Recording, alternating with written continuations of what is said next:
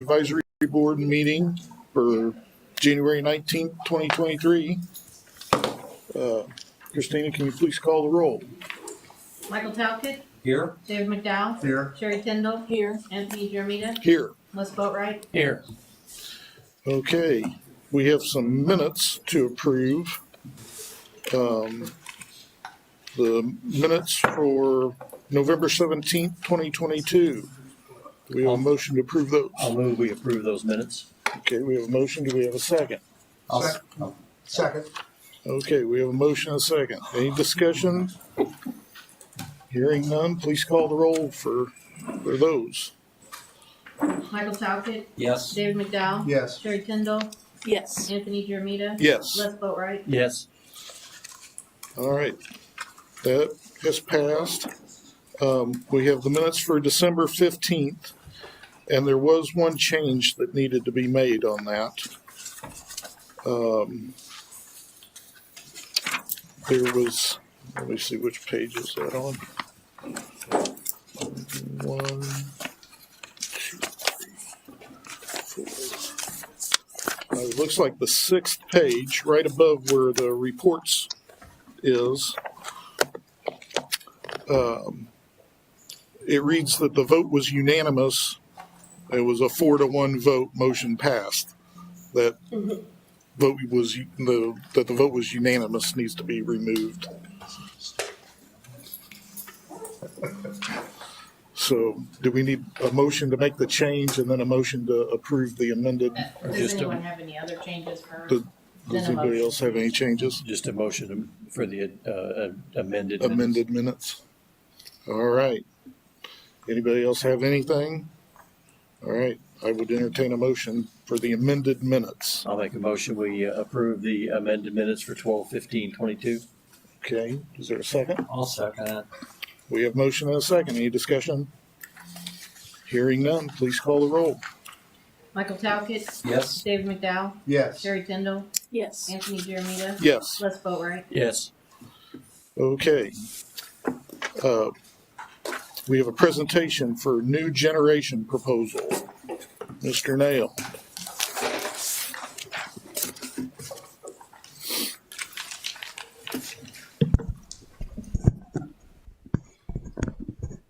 Good afternoon, board members. For the past 2 years, IPL staff have been developing a long-term strategic plan to meet our energy and capacity needs. This combined with the financial presentation that you saw last month, this makes up the long-term plan that we believe will carry IPL securely into the future. First, do a little bit of review because, as I said, this project has been going on for about 2 years now, and many of you were not members of the board for all of those presentations. We won't go over all of those presentations, but I'll try to give you some of the highlights here. The current picture. Independence currently enjoys a diverse portfolio of assets with a combined capacity of about 340 megawatts. That includes wind, solar, natural gas, coal, our own combustion turbines that run on natural gas and or diesel fuel. You can see here the list, some of the things that have happened over the last several years. We retired our steam units in 2016 and then 2020. Our remaining combustion turbines, they're serviceable, but they are less efficient than new designs and they are aging. And along with that age comes increased maintenance costs. Just like with your vehicles, the older they get, the more care they need. Our contracts with wind, both of the wind farms that we have contracts with, as well as our capacity contract, those will be ending here in the next 8 to 10 years. The coal units, those contracts and the Dogwood facility, those are for the life of the plant. At the time that they were built, that was estimated to be around 2050. In every case, there are clauses in those contracts allowing for an extension if the life of the plant is actually still viable beyond that point. It's also interesting to note that in those PPA contracts, IPL or Independence does not have the option to cancel those contracts. The sole decision to cancel those contracts is with either MPUA, Mudgee Muck for the Iatan plant, and with OPPD, the owners of the Nebraska City plant.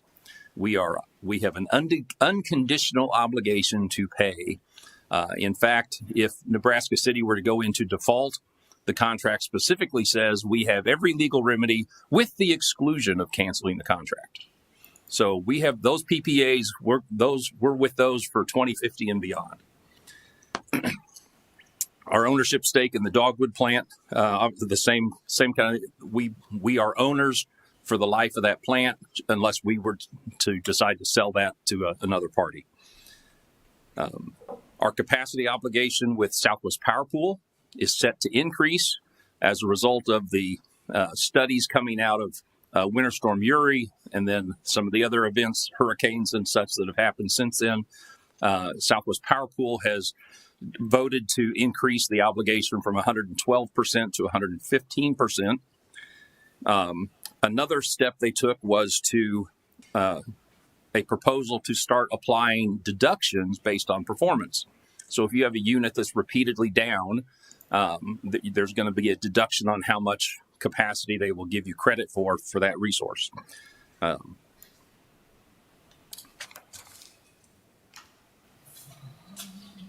The capacity assets we currently have, we mentioned before, we have our combustion turbines, our ownership share of Dogwood. The Smoky Hills contract is the first one that comes up. It expires in 2029. Our capacity contract with Onetta expires in 2030. The Marshall Wind, that contract is 2036, and then the coal farms go out longer. The solar farm, based on an estimated 30-year life, would be expected to last through 2047. Now, this next graph shows you what all that looks like added up. I know there's a lot of information on there. The colors really aren't important. What you really need to take away from this graph is just where our total capacity is and those two lines that go across the screen. The solid line is our projected maximum load, and then our obligation to Southwest Power Pool is based on that, and that's the dashed line at the top. In 2023, you see they get a little further apart. That represents the move from 112% to 115%. And then they ramp upward slightly because we've assumed, based on projections of residential growth and developments such as the North Point project, we're estimating a 1% load growth across that time frame. So our total load goes up, and you can see how our assets combine to meet that obligation. The thing to take away most is you get to 2029, and we are just barely above our capacity obligation. In 2030, we actually can fall below our projected total demand.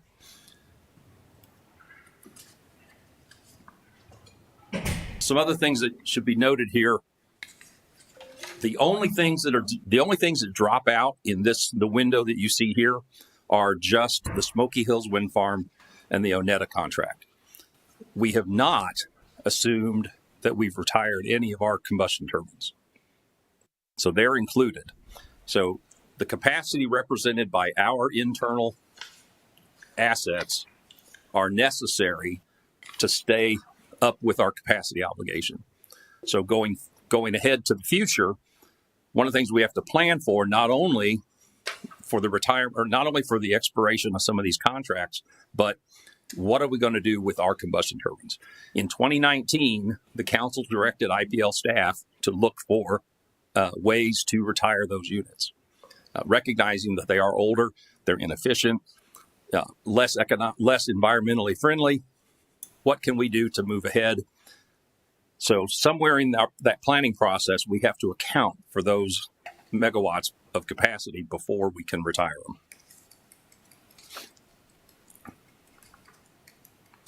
So some of the goals that when we sat down to look at this strategic plan, some of the goals that we were looking at are, one, maintain our system reliability. Reliability and resilience, that's a combination of both system design as well as our staffing. And it's repeatedly earned recognition from APPA for reliability, which means fewer outages affecting fewer customers and restored faster. With the system we have and the personnel that we have in place, that's what we've been able to achieve. We think it's important that we should plan on maintaining that for the residents of Independence. We think it's important to maintain our capacity obligation. Access to the Southwest Power Pool integrated market has been a tremendous benefit in lowering the cost of the energy that we have to provide. Prior to joining the integrated market, when we were doing hourly, daily, weekly contracts ourselves, our average cost for power was in the range of $70 to $80 per megawatt hour. Under Southwest Power Pool, it's been until this year when the gas prices sent everything crazy. Under Southwest Power Pool, that dropped to between $24 and $27 a megawatt hour. Huge difference by being part of that large pool rather than us trying to market it ourselves. We think that's important to maintain. I think on everybody's list is a desire to be more environmentally conscious and more responsible. Part of that is looking at ways that we can, as we've already done, retire our coal assets and being able to provide support to Southwest Power Pool so that they can also be less reliant on those coal assets. Taking steps that don't lock us in to technologies that we think are going to be overcome by advances in other technology down the road. Looking at ways that we can make sure the choices we make continue to support the development of wind and solar in the footprint.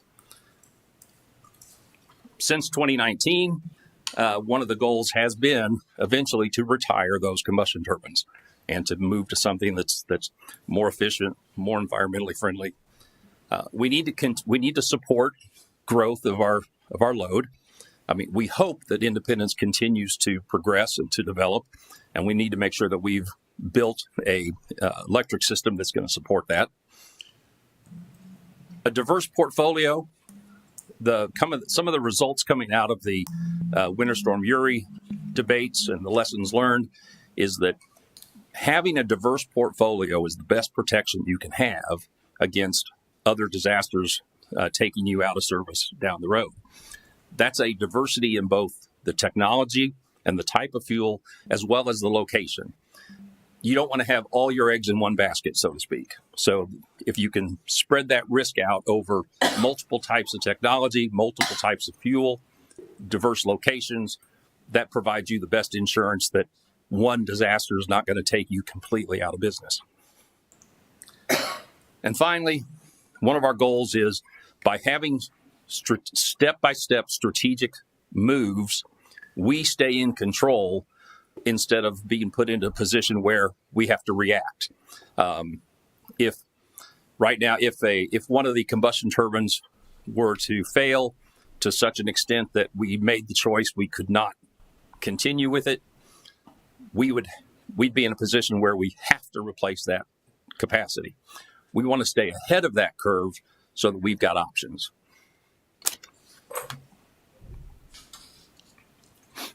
Some of the constraints that we work with, obviously pressures on the reserve, on the fund balance.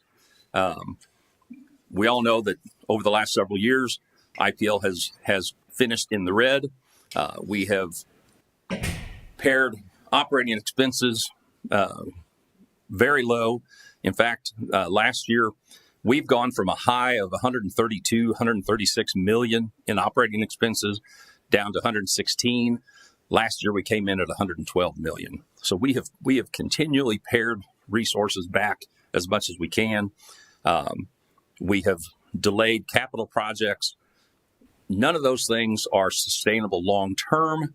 And of course, the presentation we gave you last month analyzed all those factors together to look at how we can maintain our financial picture. The Southwest Power Pool approval process.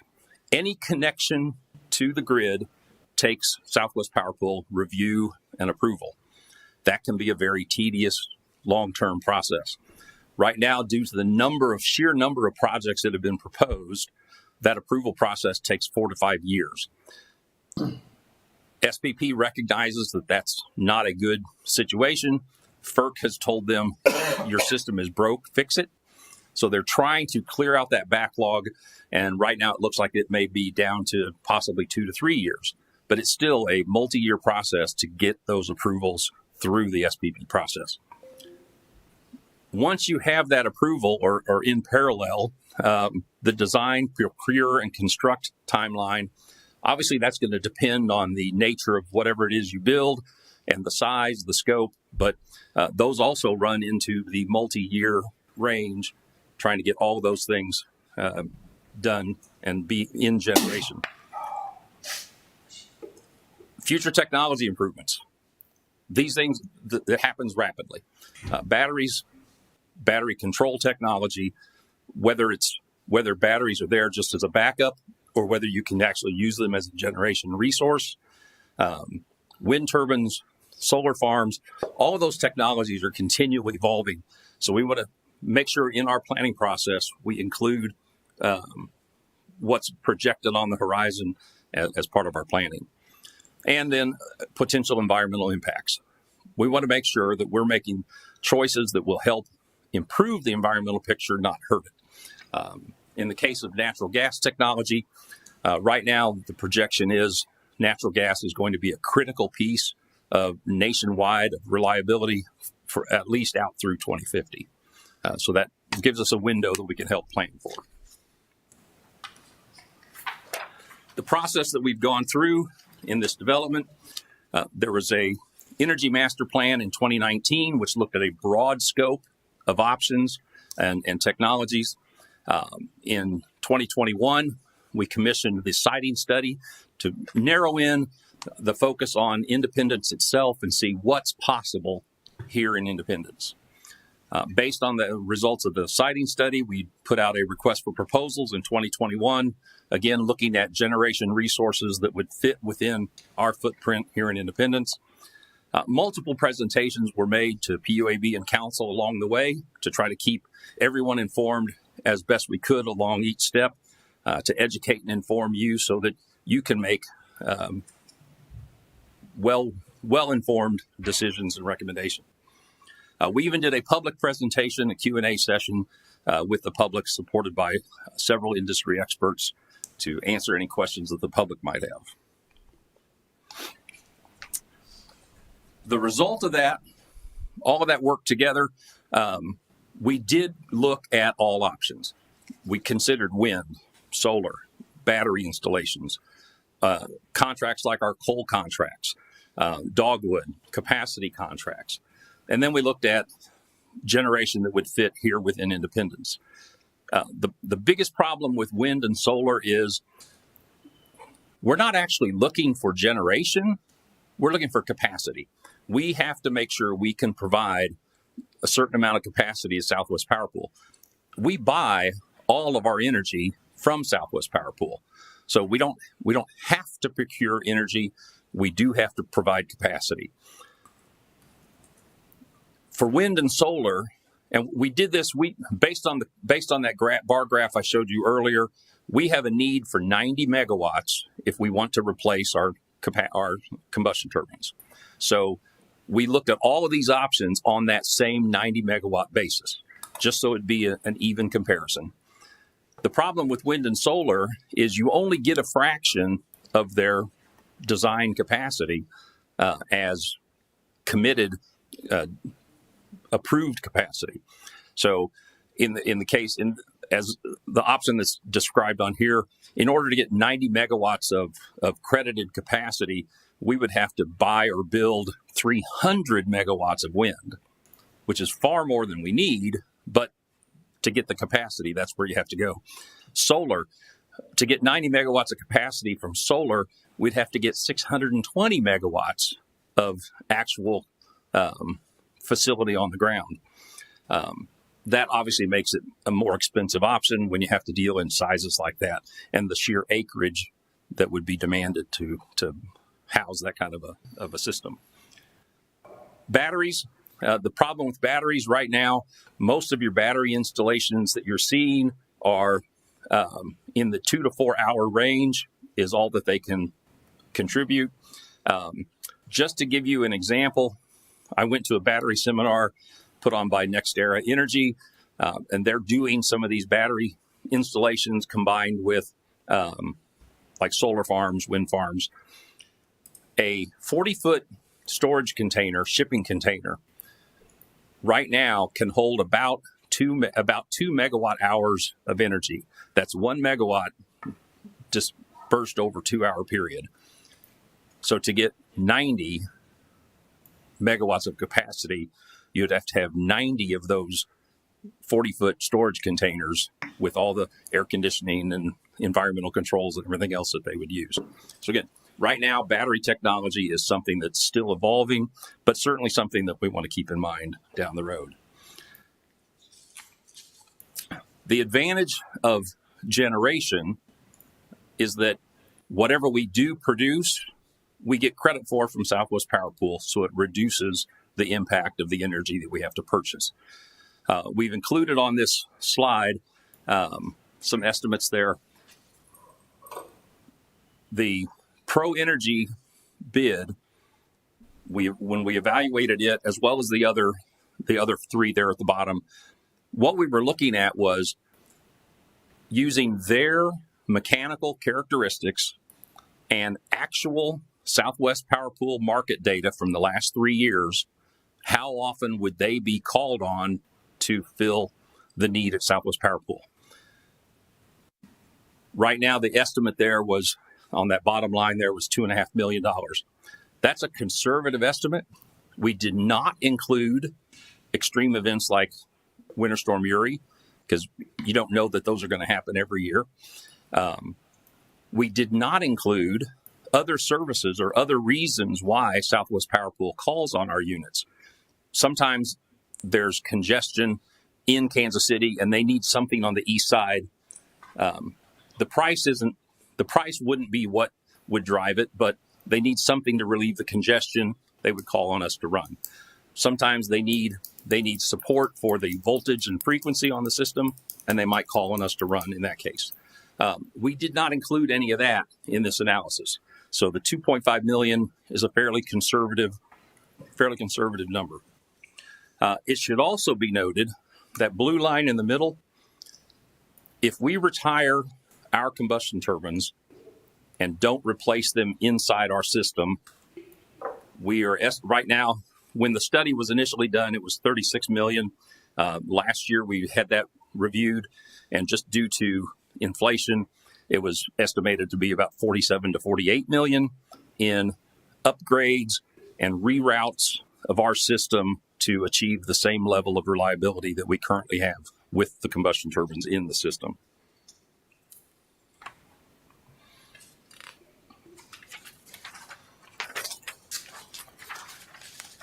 So taking all that data into account, what did we see as the steps that we need to do to take us not just the immediate future, but down the road as well? The steps that we recommend: first, replace the capacity at the Blue Valley plant with new generation. And there's a shorter path to approval, which I'll hit on in just a second.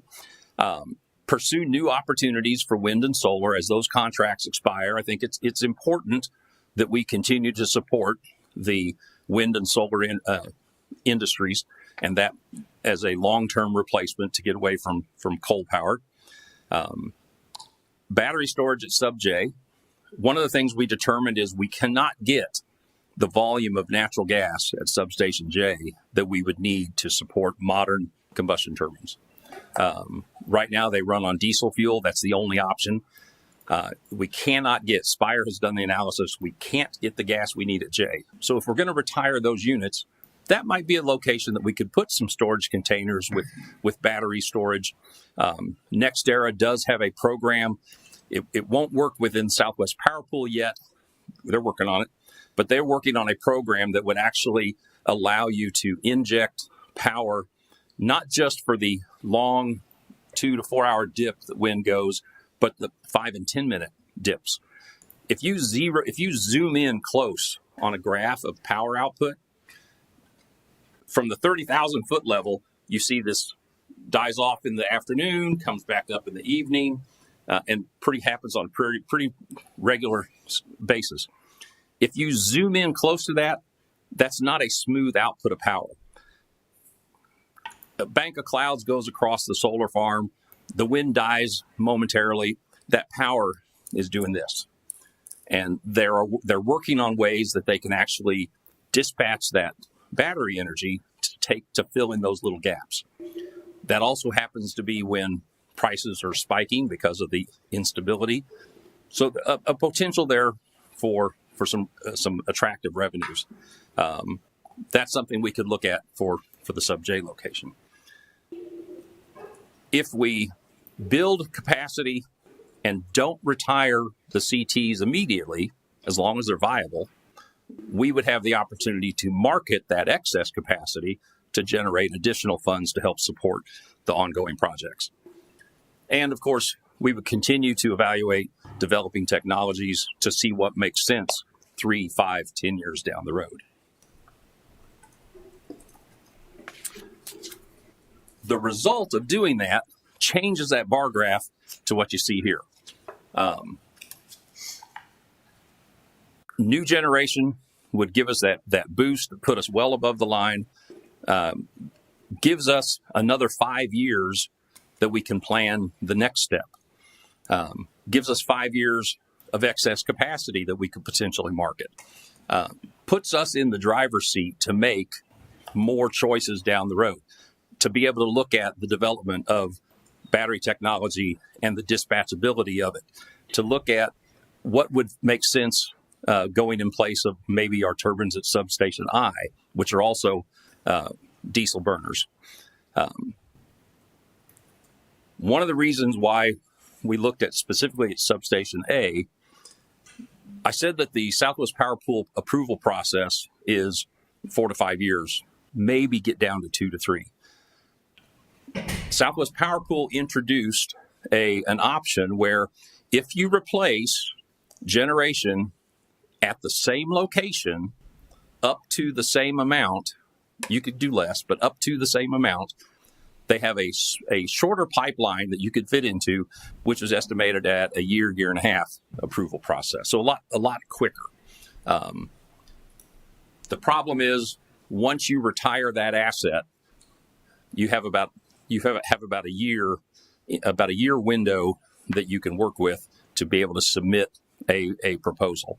If you miss that window, then that's no longer an option, and you're kicked into the 4 to 5 year plan.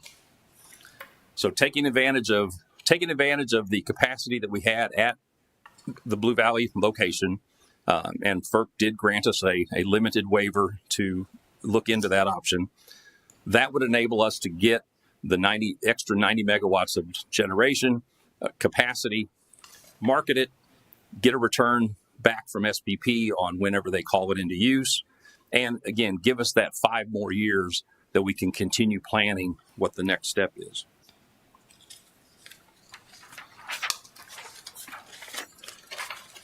With that in mind, we did put in an RFP for proposals. Based on the results of the siting study, we asked for proposals for reciprocating engines and the aeroderivative combustion turbines, the latest technology for those resources, and to see what the different providers out there could come up with. We had 20 different scenarios that were submitted back to us. The one at the bottom in pink, the reason it's highlighted there, it was an incomplete response. It did not provide all of the costs. It was an estimated cost. They did not meet the requirements of the RFP that we had laid out, so they were rejected. But all of these resources, and it's a combination of we had some recip, some aeroderivative, some other types of turbines, but they all came in at about $1.2 to $1.9 million per megawatt. That's very consistent with the estimates that are in the Department of Energy's EIA database, except for one.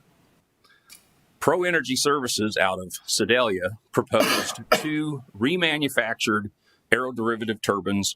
GE's LM6000 is the designation. At a cost a year ago, the cost was $69 million, so about $70 million. We did issue a letter of intent, and then the process got delayed a bit. And in April, they gave us a letter that said they would honor that price through the end of April, but after May 1, it became $80 million. I reached out to them again since it's been a year since that original proposal, and right now they said they've done well. They've projected their costs well, and right now they would estimate that same project would be about 81.4 million. So just another slight increase over their second estimate. And another change, right now, the turbines that they would procure to rehab for us, they would include a new generator and a new turbine as well. So much more of the product would actually be new as opposed to rebuilt. But I don't want that to scare you, because those of you that went with us to the manufacturing site, it's impressive. They stripped those units down to their core components, and anything that can't be returned to like new condition, they do replace, they rebuild, and they rebuild a lot of it right there in their shop. So out of the 20 options that came back to us, the proposal from Pro Energy Services to us made the most sense. It's the lowest cost per megawatt to get the 90 megawatts that we're targeting.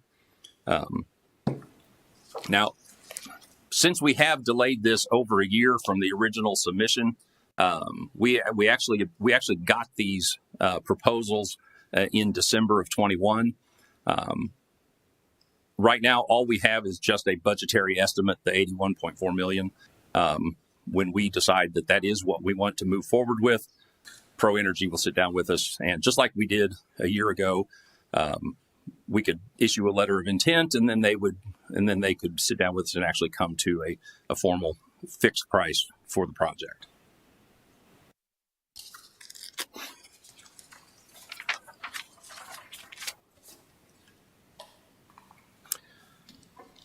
The proposal, some of the details, these are two aeroderivative combustion turbines, a total of 90 megawatts.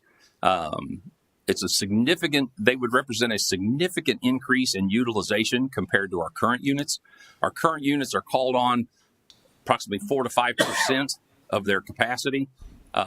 Based on Southwest Power Pool's actual market data, we project that these would have been called, instead of 3 to 4%, we project that these would have been called on as much as 30%. So a tremendous increase in utilization compared to the previous one. This does reduce our carbon footprint, because we would be replacing generation of our own that runs on diesel fuel, replace that with generation run by natural gas. Within Southwest Power Pool, it would enable Southwest Power Pool to utilize us instead of maybe adding some megawatts to a coal plant. So we would support the continued development of wind and solar in this region with units like this. Again, as I said, the budgetary estimate is 81.4 million. We are using a FERC waiver that expires in December of 24. The proposal, as the estimate I got from Pro Energy, was that they could still complete this inside of 22 months. So we would fit within that FERC waiver timeframe. The details of the proposed generation, we've provided that to Southwest Power Pool so that they could get it into their analysis process. And we just had a meeting with them yesterday. They are projecting right now that they should have an answer for us by the end of February. When they give us their answer, when they say, yes, the project is approved, we would have 30 days to either confirm that we're going to move ahead or to cancel the project.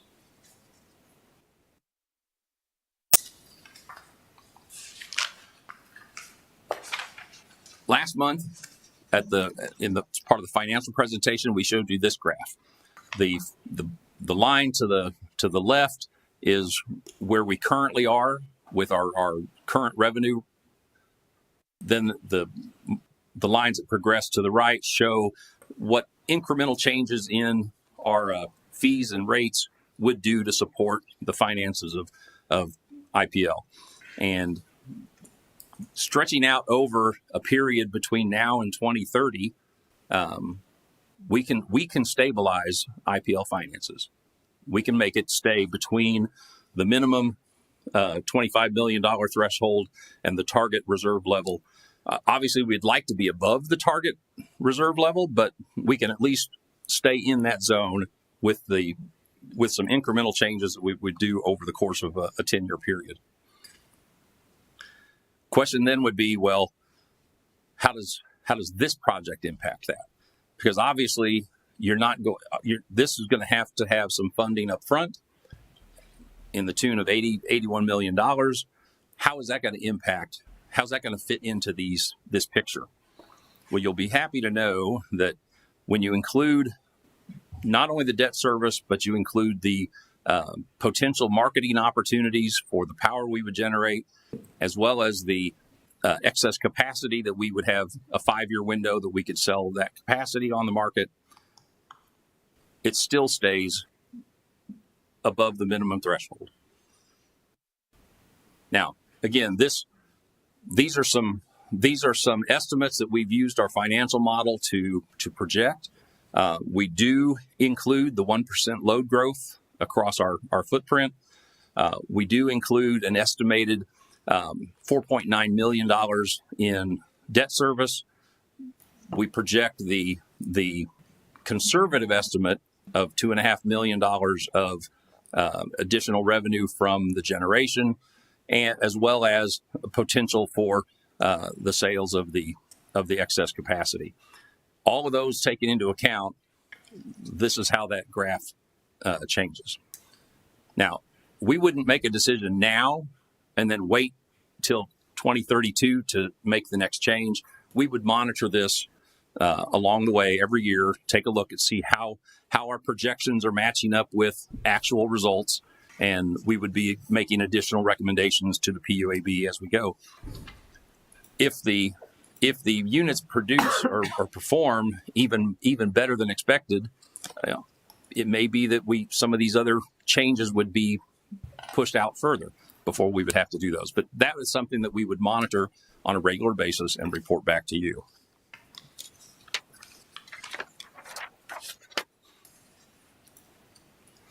So our conclusions. 1, a reliable and resilient electric system is important to our residents. They've paid for it all these years. We've developed this system, this employee base.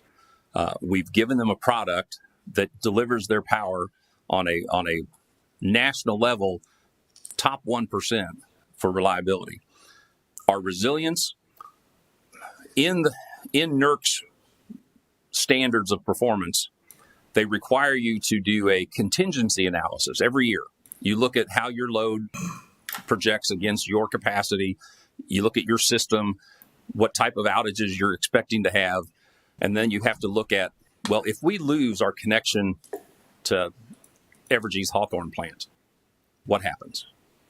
If we have one of our main transmission lines down and Wolf Creek drops out, what happens? How does that impact? What changes does that, what stresses does that put on a system, and how are you going to respond? In the vast majority of the contingencies that are studied, our solution is to start one of those combustion turbines, and that relieves the problem within our piece of the system. That resilience is worth something.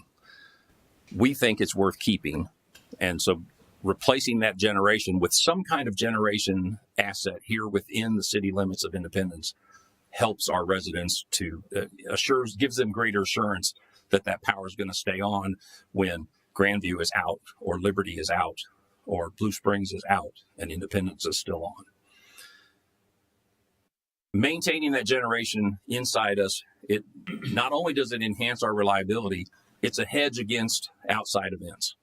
when something bad is happening on the other side of Kansas, if it were to trip off the entire system, which in Uri we were actually facing that possibility, we have generation within our control that we can use to start selectively restoring our system and get our businesses and our residents back in power. It also saves the cost of those transmission system upgrades.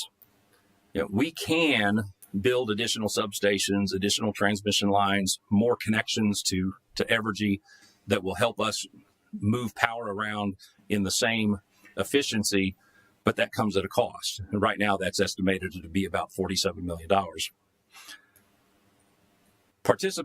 Continued participation in Southwest Power Pool's integrated market, that gives us the low-cost energy option, and it also mitigates risk.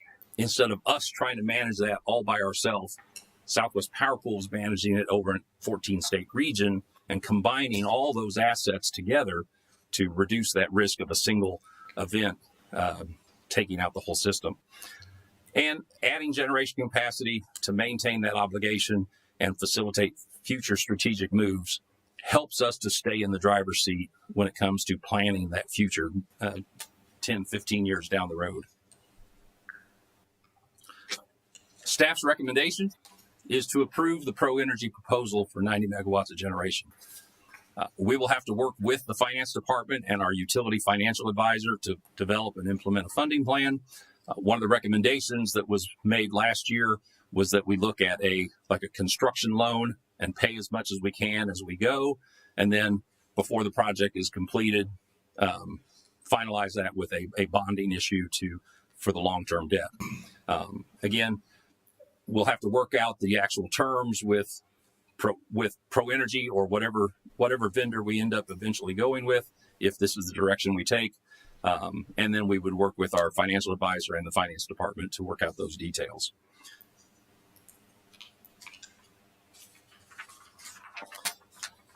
Again, I want to stress this has been a long project. We have been working on this at council's direction for over 2 years. 2019, when I first became the director, we were told we need a plan to retire the combustion turbines. We need to move in an environmentally sound direction and make sure that we're making the right choices for independence. Along the way, there's been a lot of concern about IPL finances, understandably so. So staff worked with consultant and financial experts to develop that piece of it. And last month, you got that presentation.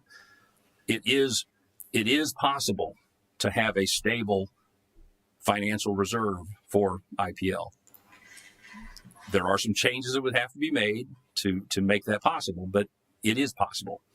And it also supports the acquiring the additional capacity and generation assets we need to maintain the system that we have and keep it into the future. So subject to your questions, that's our presentation. Okay, thank you. Does anybody have any questions? I've got a couple. Yeah, go ahead. Do we have any idea, like, okay, I know this will come with a 1-year warranty, correct? Correct. After that warranty is up, do we know ballpark what like the average cost of a repair on these units might be? A lot of that's going to depend on how much they're utilized. The more they run, the more chances of some wear and tear. With the 30% projected capacity factor that we've got, I'd have to get back to you on what that annual figure is. Right now, our own combustion turbines are running us about $1 million or so a year in maintenance costs. Hopefully, a rebuilt, remanufactured, brand new unit would avoid some of those issues. But I'd have to get back to you to get an actual number of the projected maintenance costs. I'd appreciate it. 1.2 is what we assumed over the long term. So you have years where it was like $2 million. Is that combined? That was combined both units. It was 1.2. Deputy reminded me that the estimate from Pro Energy was that combined for the two units, it would average about 1.2 million a year total for the two. Some year, if you have a major inspection, that obviously that year would be a higher expense, and in between you'd have years with lower expense. Right. Okay. And my other question is, do we have an idea of what making this purchase would do to the rates for the ratepayer? Well, the graph that I showed is with no other changes That's other than okay. what we had already, the changes we had already projected going forward to maintain a stable fund. Because of the revenue that we would get from potential capacity sales, the return that we would get on generation from Southwest Power Pool, we project right now, like again, a conservative estimate was that the revenue just from running for load would be about $2.5 million a year. There's potential that could be even higher than that. This year, for instance, our combustion turbines have run far more than we would have projected. There have been times where temperatures only in the 80s or 90s, and we're running every day. Now, whether that's because some other unit was in outage and Southwest Power Pool needed the power, whether it was congestion, I can't answer that. But we have run far more than what we had originally projected over the course of the last year. If that were to happen as well, that $2.5 million could be very conservative. We would hope so, but $2.5 million is what we use as a benchmark. The capacity sales in the current market right now, the excess capacity that we would have available to offer could raise an additional $3 million a year. So now we're up to $5.5 million, and we're projecting the debt service to be about 4.9. Okay. All right. Does anybody else have anything? I don't know if my questions are even relevant at this point. I still have questions about the Southwest Power Pool. Is every bit of generation in the entire 13 states, does everything go through them? If you're a member of the Southwest Power Pool, all of your generation goes through their clearinghouse. Per the FERC standards, you have to either be your own balancing authority, which is managing that process, or you have to be under someone else. Before 2014, we did function as our own balancing authority. So we were members of Southwest Power Pool, but we controlled our own units and our own system at a higher cost. What percentage would you say of the 13 states are members? In other words, when we talk about all the electricity, how much of it is controlled by them? That I don't know. I do know within that 14-state region, there's 949 generating units within that footprint, with an average of about 111 megawatts apiece. So our 90-ish puts us right there in that spot. That's been something that's been bothering me for 3 or 4 years. Thanks. They've made it very attractive to be members, very advantageous. So unless somebody is really dead set on doing it all themselves, the majority have joined Southwest Power Pool. But I don't know what the percentage is. I have a couple questions. Yes. Jim, it seems like we're doing this all again, same as last spring, which I don't know if we'll do it again next spring. As I look at this chart of proposals from various companies, some of these are twice per kilowatt on price. And I'm wondering if you know some of the reason, efficiency of the unit, or union labor versus non-union, or maybe the longevity that we know already about the units. Do you know? The biggest difference is the fact that they're taking a like a core, a generator core, and the shaft of a turbine that has already been produced, and using that as the base for their system. So that's a huge savings right there. By doing this in-house down in Sedalia, and as their business has picked up, the repeatability of those various steps, they're able to control their costs to a great degree, and there's some savings in that regard. Can I add? Mm-hmm. I also want to add that, so being on the review team, Pro Energy was the only solid bid. All of the others were what's called indicative pricing. So that pricing could move, they said, up to 40%. So could be lower, but with the pricing of materials and everything else, I don't think anything's cheaper today than it was a year ago. So these prices could be inflated even more, and they said could be 30 to 40%. It was just, here's an indicative pricing. Again, we would hone in even more if you guys wanted to move forward. So Right. And none of those offers, were refurbished or remanufactured. it's on the list. Which ones were refurbished? If you look down the manufacturer, you can Got see Mitsubishi refurb, GE. So some of those were refurbished as well. but still not cheap, so to speak. They're not. If you look at the one just above Pro Energy, for example, that's a Mitsubishi One FT4000. Okay, so that's a bigger unit. In fact, it's one unit that's capable of 57 megawatts instead of 45. So that's a bigger, was considered a large frame unit. So it's just some of the differences between the units. You know, some of them had, I think there was 3 FT8 mobile packs Mitsubishis. So those are even smaller air derivative units. There was a lot of different combinations to sit in. So it's just the manufacturer, what they could get them for, and then what their installation price and what they looked at trying to mobilize and get that installed would be. In the most recent conversations with Pro Energy, how quickly could they be up and running? They said that right now the letter I got last month with the 81.4 million said that they could do it in 22 months.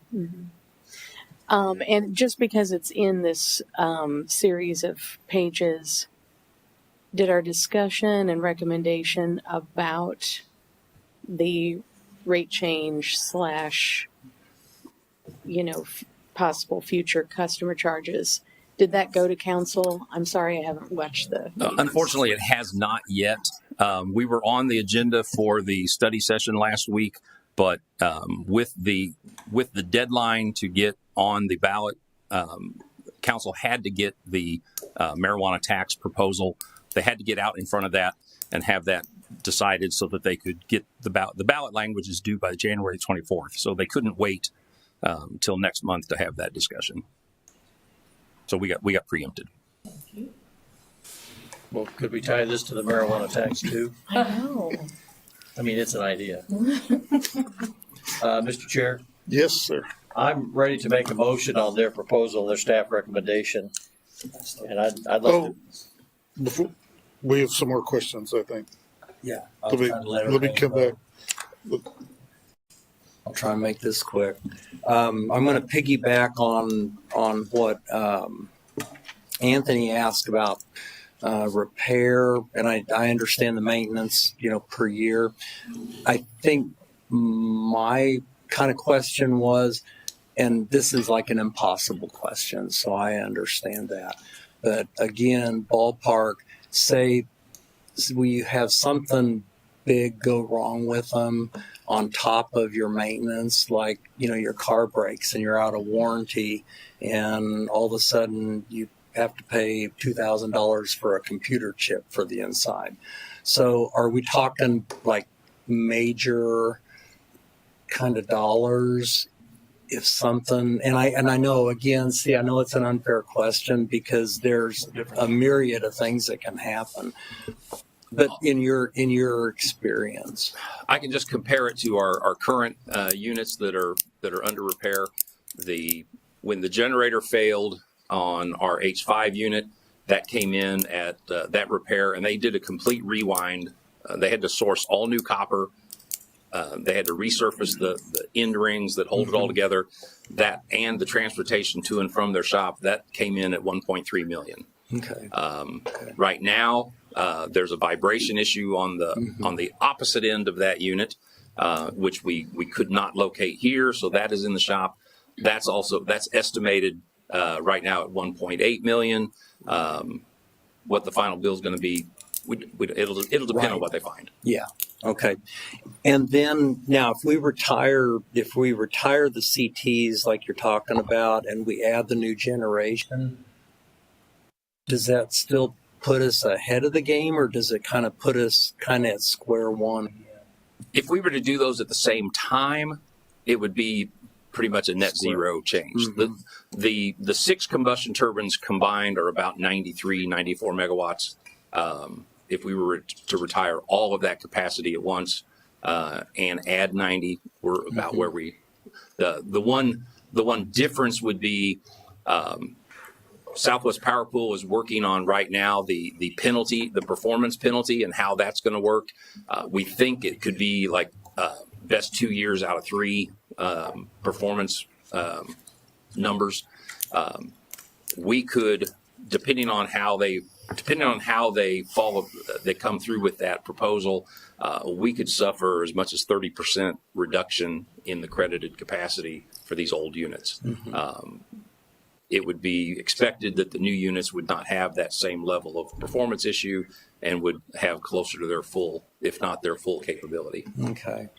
And I think you said as long as, since we're tied into SPP, if there's a problem along the way and there's outages around us, we can still run for our city, correct? If in the event of a large scale outage, we would be free to start up our own units within our footprint, and then we would coordinate with Southwest Power Pool to reconnect to the others around us. But we would have, while that's all being sorted out, we would have the capability of running inside our system. Okay. Mr. McDowell? Yes. Our current CTs, how old are they? 40 plus. They're all like 1970s vintage. That's pretty good. Back to the Southwest Power Pool. We could actually have a whole day on this. When we're buying through them, we're always getting the very best price, period, correct?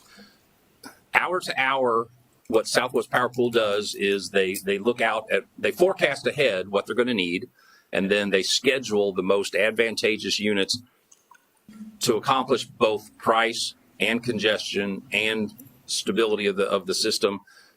They work all of that out so that they get the lowest cost average that they can, and then hour to hour, what we purchase from them is based off of those prices. So do we give them an hour by hour basis of what we will charge them if they use us? We do. We set the prices for our units. Okay. We say if you want to run J1, it's this much per megawatt hour. And Excellent. when it gets to that threshold, or for whatever other reason, Southwest Power says start it up, and we get paid that in return. That helps a whole lot. So we're getting the best bang for our buck for our customers. Best that we can get. Okay, thank you. Anybody else have any questions? Okay, Mr. Boatright, I believe you wanted to make a motion. Yeah, I'll make a motion on staff recommendation that we approve or let them get approval for the Pro Energy proposal of 90 megawatts for the generation of the Blue Valley location. Okay. I have a motion and a second. Any discussion? I'd like to ask. Okay. Are we making a recommendation for a letter of intent or just a recommendation in general that we go for it? That's my question too. So whatever it says here, is this letter of intent? Is this take it to council to get that, or? Jim Nail speaking. I think like we did a year ago, a letter of intent would allow us to move forward with Pro Energy to finalize the terms of the deal. It would signal that we're serious, and it would also allow us to tell Southwest Power Pool that come February, March, when they say thumbs up, we can respond that we're doing. We can't take a purchase order to council just yet because we don't have that kind of detail. But a letter of intent, you could recommend that we pursue the new generation, however we get there, or how. It's your all's recommendation, so however you want. Well, to it's a recommendation just to allow them to get the letter of intent, whatever they need, through Pro Energy, then to take it to council. Okay. Does everybody understand? Okay, I'm sorry, I'm kind of This is lost. just to recommend that we pursue a letter of intent, essentially, is what we're. So if it comes back and it's 85 million or 86 million, We'll hear from them again. okay, so okay, And then it goes to council, so. Yeah. okay. So we're not locking ourselves in at this moment that, So we can still have issue with it if it comes back way more than what. right. Okay, okay, Yeah, this is not the final okay, approval. okay. No, this is just That's the authorization for That's them to something pursue. That's what I was. Okay. Okay. So we're all on the same page. Okay. Does Anybody anybody have want any- to take a bet? It'll come back at 105. Does anybody have any other comments or questions? Hearing none, we'll take the roll on the motion. Michael Talcott, Yes. David McDowell, Yes. Sherry Tindall, Yes. Anthony Jeremita, Yes. Les Boatright. Yes. All right, the motion passes. That brings us to some discussion topics. I believe the first discussion topic has been taken care of, Mr. Boatright. Yeah, the first one was really just, on our list we always have down here to discuss future generation. Well, we needed to discuss that to kind of get that moving forward. So that's one of those topics that will always be at the forefront, whether it's an upcoming item or just on our agenda every time. So the second one really wasn't just on the rate reduction reversal, but it was just as we discuss things here and we move to get it moving forward, it seems like we need to send some message to the council that, some of the stuff that we move forward is time sensitive. And I understand they had a conflict last week with the marijuana tax and this, but this is also important to the city of Independence. And I was questioning about whether the PUAB should send a letter to the council, just, telling them that what we're doing here is important and we'd like to have them give due consideration to it in a timely manner. And I know the vice chair went up Tuesday night and talked about that very same thing, but I'd like to see it come from the entire PUAB and not just him, because we didn't talk about it as a group to send him up there. He went up there. But I'd like them to see that it's the entire PUAB wants to make sure that they understand that when we decide on something or send it forward, it's an important issue that needs to be addressed and not just to kind of keep moving it back like, well, we'll get to it when we have time. It's an important issue. And that was what that particular item was about, not just the 6% rate reduction. That is one of the items that we move forward that they haven't discussed yet. But there's other things that come forward like this, letter of intent and other things. We'd like them to resolve it in a timely manner, not just, it's like filling material. And that's not the intent. And that was my whole purpose of discussing that. So I don't know what others think about sending a letter to the council that we've all signed or whatever. That's up to the group. But I just want to make sure they understand it's the entire PUAB behind it. Any discussion? You want to put that in our motion?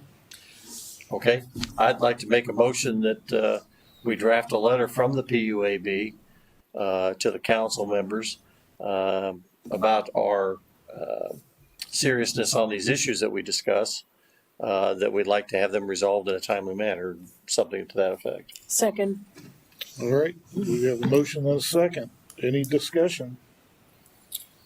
Do we need to? Who's gonna do it? I was gonna say, I'll draft a letter and then send it out to everybody to look at. if you'd like. Okay. The sooner you get it done, I think the better. And Yeah, oh, yeah. FYI, I'll get it done I this don't have a week. problem signing it tomorrow, so you know, Okay. whatever time frame, we need to make it quick. Okay, yep, I agree. Mr. Chair, Yes, ma'am. excuse me, just a suggestion. In the past, when we've written letters like this or any kind of Resolution. communication, we need to be careful with everyone communicating with each other in Yep. emails. If you'd like to send the draft to me, I could send it out to you guys. That's what I was gonna do, was to send it to you, coordinate through you. Respond and- Okay. That's great. Okay. Any other discussion? All right. Anthony, I'd like Yes. to make one statement. IPL is an important service of the city government, and keeping it solvent is an important part of that service. And so I'd like that phrasing, if you have a way of Oh, yeah. putting that in. Okay, thanks. Anybody else have anything? All right. If you would please call the roll. Michael Talkett, Yes? David McDowell, Yes. Sherry Tyndall, Yes. Anthony Jeremita. Yes. Let's vote right. Yes. All right. The motion passes. That brings us to our reports. Finance and Administration. Good afternoon. A couple things just up front.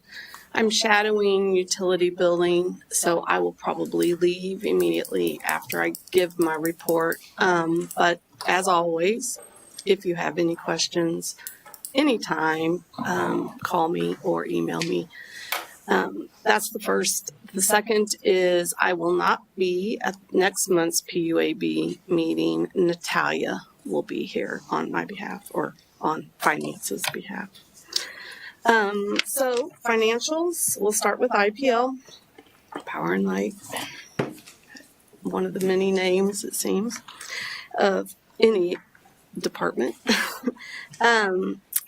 Again, preface everything with saying the first thing I look at when I look at financial statement review is where we are at compared to how far along in the budget we should be at this time of year. We're reviewing November's financial statements.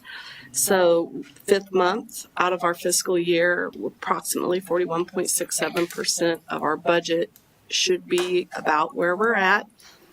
As we've discussed before, some things have timing differences, and I also look at our dollar variance as how concerning, or one way or another, if something needs to be investigated further. So for IPL, the categories that stood out to me this month were penalties are up.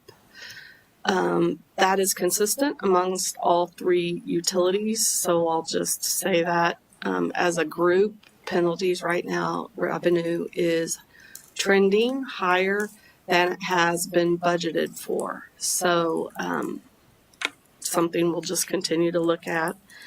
It was also over budget last year, so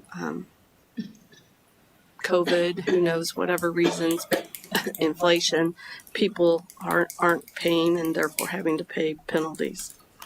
The next category under expenses is other services.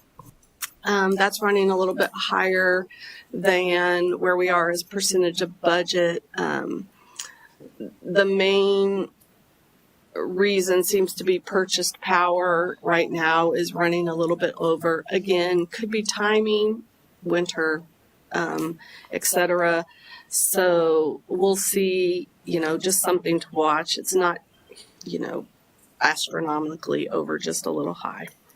Capital projects on the other end, low right now, most likely due to supply chain issues, projects happening slower than we had anticipated, but just, again, to keep an eye out.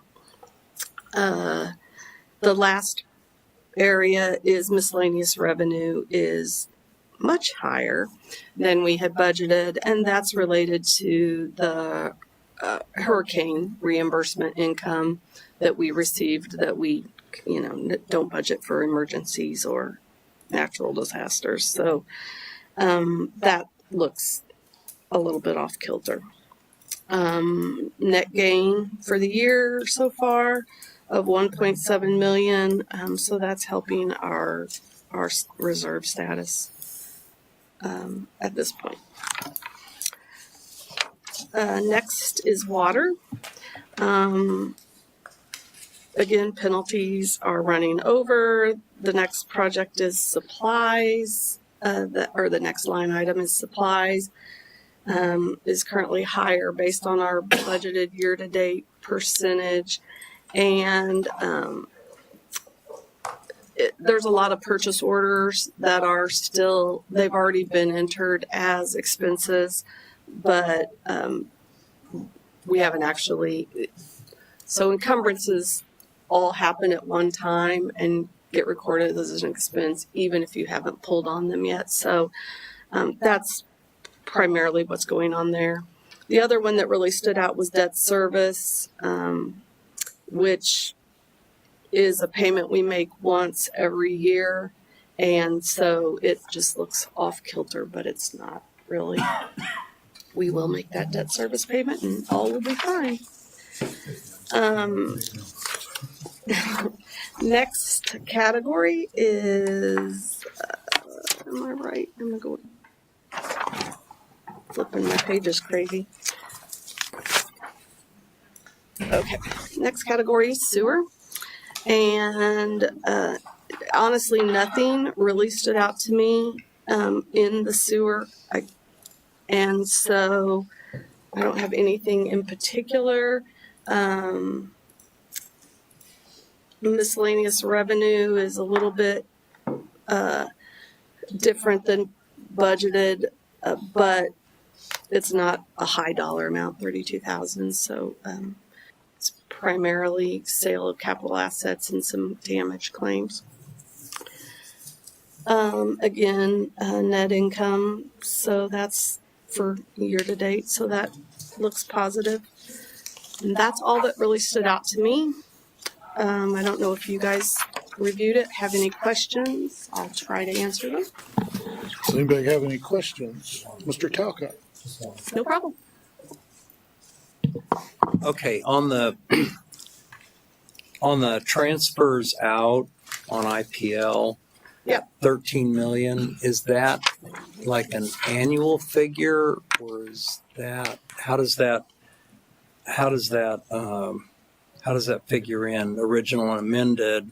Is that like what the annual is? And Yeah, you said the 13 million, right? right. That is what's budgeted annually to be transferred out so annual is the Right. answer to your question. And it's for it's utility payments in lieu of taxes. Do you all understand what that is? No? Yeah, well, Kind of. kind of refresh. Yeah, kind of. So any business in the city is required to pay like franchise taxes, real estate taxes, things like that. And so for those entities, and this is common amongst all government municipalities, when you have somebody like a city provided service who isn't paying into that taxing authority, the municipality charges, if you want to say, that utility comparable or the same rate, basically, using the same method of how they would charge anybody else in the city. They charge the utility for those types of taxes. Right. So that's what it's called, payment in lieu of taxes pilot. Right. So is there, I always just see just one number. Is there ever a way to get that kind of broken down into what all, like itemized, like an itemized statement? Well, it's a calculation. So if a business is charged so much percentage on their revenue for like a franchise tax, that calculation is done based on their revenue, and it's the same rate that we would charge any other business based on their revenue. Okay. And that's how the amount is determined. Okay. It's based on their budgeted revenue. So there's a true up typically in the following fiscal year of, what did we budget? What did we transfer? What actually happened? What should it have been? And Okay. here's the true up. Okay.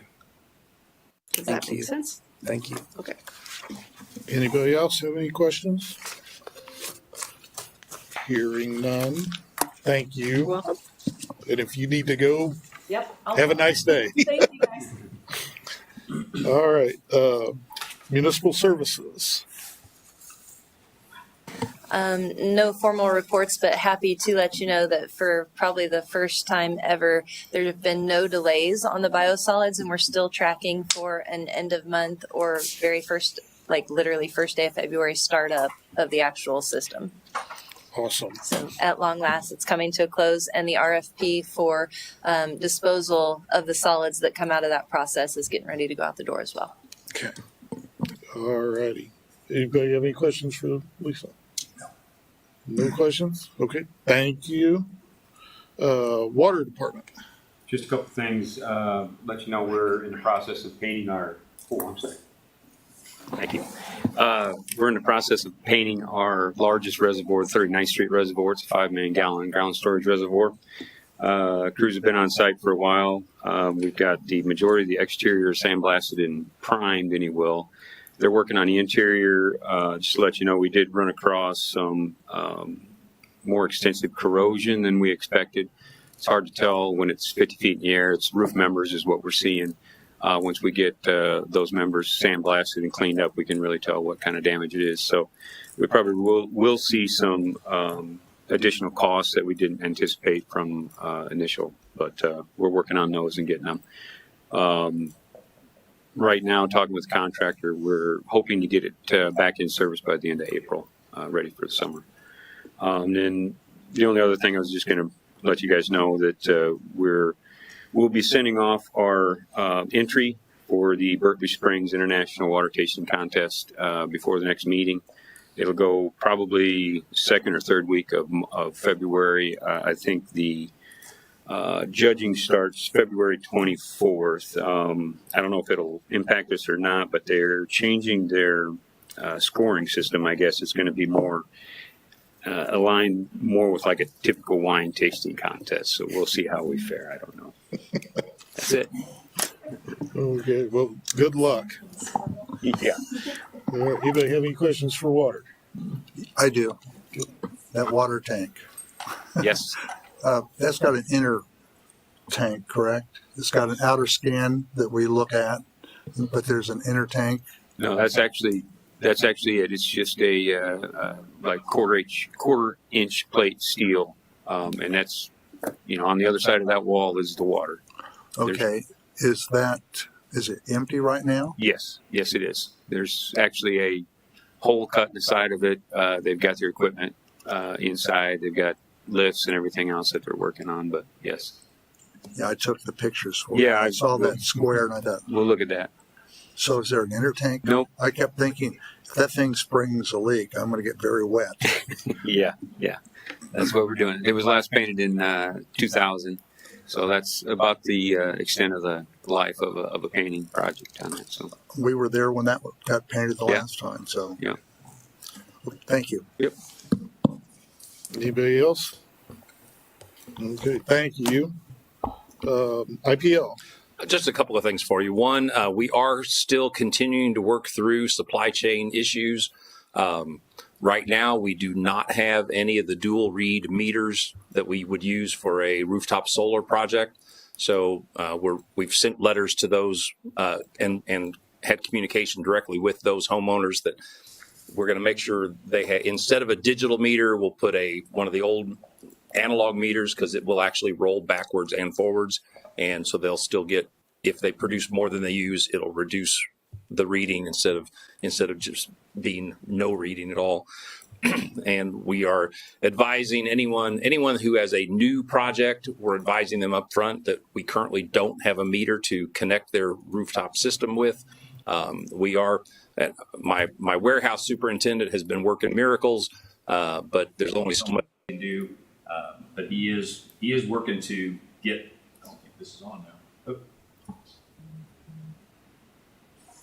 He is working to get supplies as quick as he can. The other note, that's a good note, the annual audit is complete, and I'm happy to report Power and Light came out for the year at only about $450,000 below revenue below expenses, whereas we were projected to be between 6 and 9 million. We came out at 450,000. So I want to publicly comment on that and thank my staff for all the hard work they did to make that. Excellent news. Anybody have any questions for IPL? Hearing none. Deputy City Manager, you have anything?